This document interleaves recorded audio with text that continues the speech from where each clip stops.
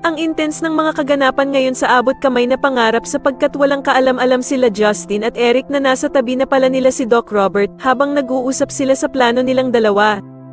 Dito nga ay maaktuhan ni Doc Robert ang pag-uusap ng mag-amang Justin at Eric, at dito nga ay ikakagalit niya ng sobra ang mga maririnig niya.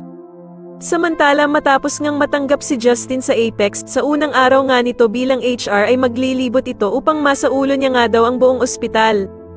Ikakagulat naman nila Nurse Evan at Nurse Karen ang unang kita nila dito dahil sa ugaling ipapakita nito sa kanila. Dito nga ay ibabagsak ni Justin ang mga gamit nila at agad niya din itong ipapapulot sa kanilang dalawa.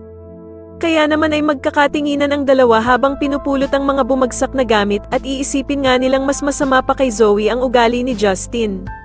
Sa kabilang banda naman matapos nga ang mga sinabi ni Annalyn kay Doc Carlos ay mukhang lalambot na nga ang puso nito at papayagan na niyang sumama ng Japan itong si Annalyn.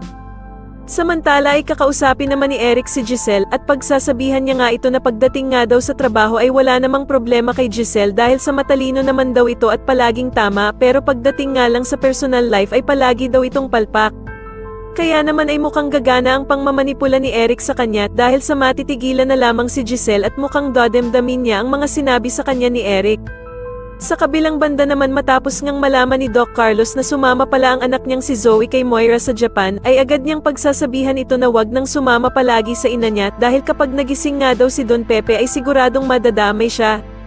Pero mukhang tanggap na nga ni Zoe ang kalalagyan nilang mag-ina at sasabihin nga nito na nagpapakasaya na nga lang daw silang dalawa habang wala pang ang malay itong si Don Pepe.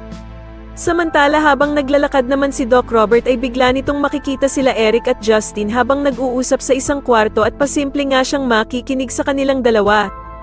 Sa tingin niyo dito na nga kaya malaman ni Doc Robert ang totoong plano ng mag-amang Justin at Eric, mas lalo na nga talagang nagiging exciting ang mga susunod na kaganapan kaya naman ay mas lalo pa nating abangan ang mas lalong gumigandang abot kamay na pangarap. Maraming salamat po sa inyong panonood at sana po ay masubscribe niyo ako. Maraming salamat po.